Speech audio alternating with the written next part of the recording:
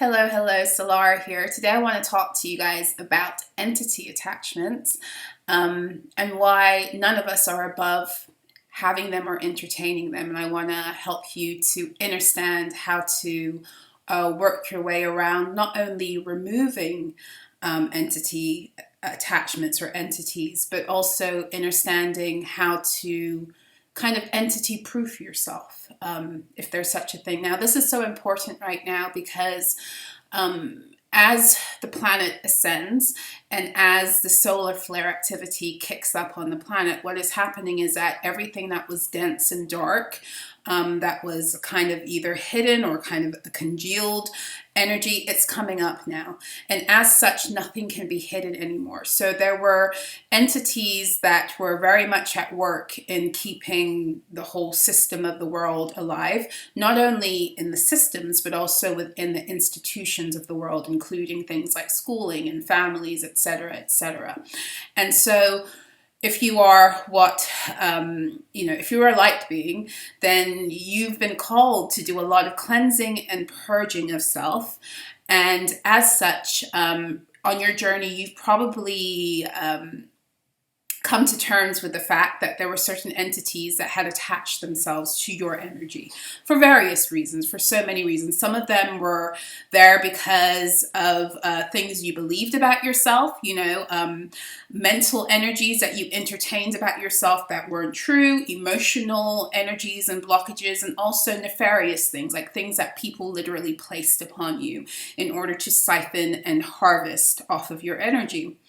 Now, I want to talk about entities and how they fly, because I think as you grow more in your life, what you begin to recognize is how some of these entities that have been after you from like day one, from jump, wanting to get in the way of your mission, they will do everything they can to try to get back to you in some way. So some of them actually used to live like attached to you, and they still want to distract, they still want to disrupt.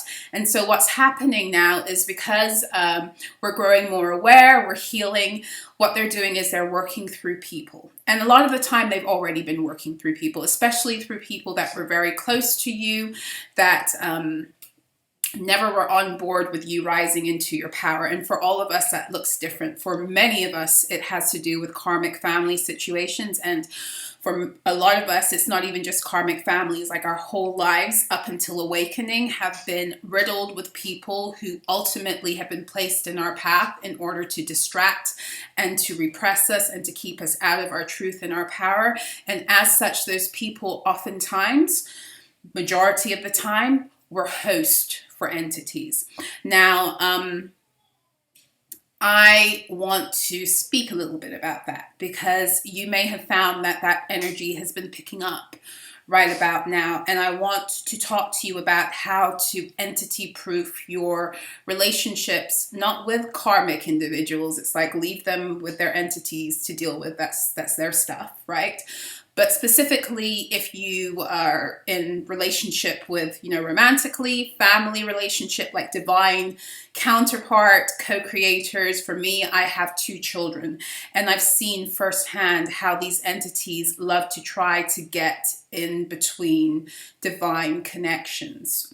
And so what I've come to learn and what I've come to see is again, if you watch my video all about protecting yourself against human spirits that attack in sleep because of repressed anger, then I want to go back to that theme, okay? A similar part of that theme. And that is that entities will only hide in places where we are not paying attention. In other words, the way to entity proof yourself is to live in radical honesty about who you are, your truth, your feelings, to yourself and to others. We have lived in a system and a world where we have been taught that certain emotions are bad, and we've learned how to repress those and to shame ourselves. And actually, entities love that because they like to live in those areas of denial. They love to live, specifically, they love that frequency of shame. They love the shame, the guilt, the fear, the lower vibrational energies on the vibrational scale. They love to lurk there, but they love to lurk in our denial. So how does that work? So I'll give you an example from my life, okay? I haven't always been awake. I was very much, even though I began my journey in 2008, I took a detour and I became a born-again Christian. Long story, but it was part of my journey. I don't regret any part of my journey because it helped me to be who I am today. But suffice to say, I was very locked into certain modes of thinking. There's certain things I never subscribed to, but there were certain modes of thinking when it came to like self-discipline and, you know, like that self-flagellating energy that is all pervasive in Christianity, that is really about trapping us in constructs of shame. And as such, I brought that discipline energy to that discipline energy. It's not discipline, it's really control. I brought that control energy to my mothering. I was a single mother. I was doing it alone with two, from the time before my son was even born, my ex had walked out on us. So I had a lot of stress and I had a lot of, my own wounding that I hadn't worked through. And the only example of motherhood I'd had was very, very distorted, and that's being kind. And so I had to work through a lot of that stuff later on. But in the meantime, I damaged my children.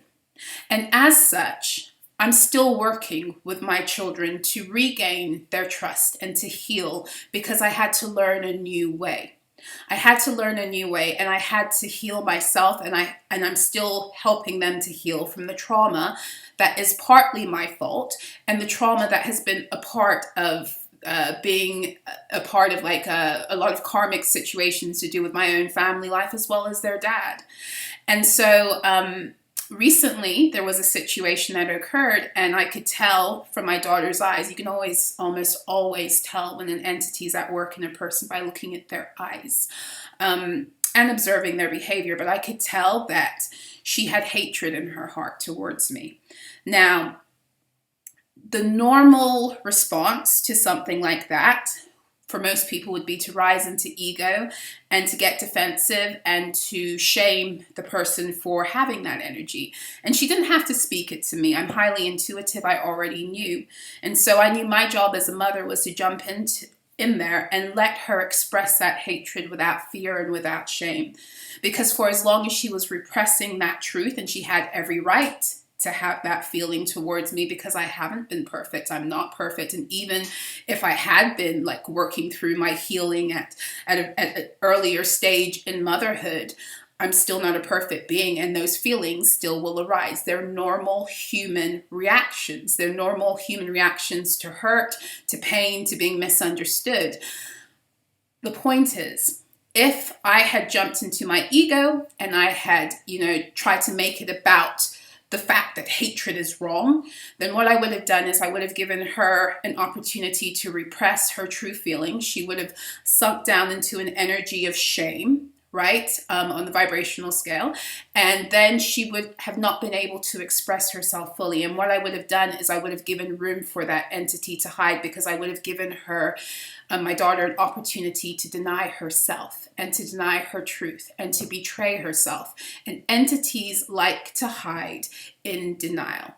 They love to be, their favorite host, an entity's absolute favorite host, is a person who thinks they're good. And a person who thinks they're so good that every time anything comes up within them that is contrary to this egoic persona that they've created around being good, they repress, they suppress, they push back, they project. Entities love that kind of host because it's easy to hide. Entities will always try to seek places to hide within the context of who you are.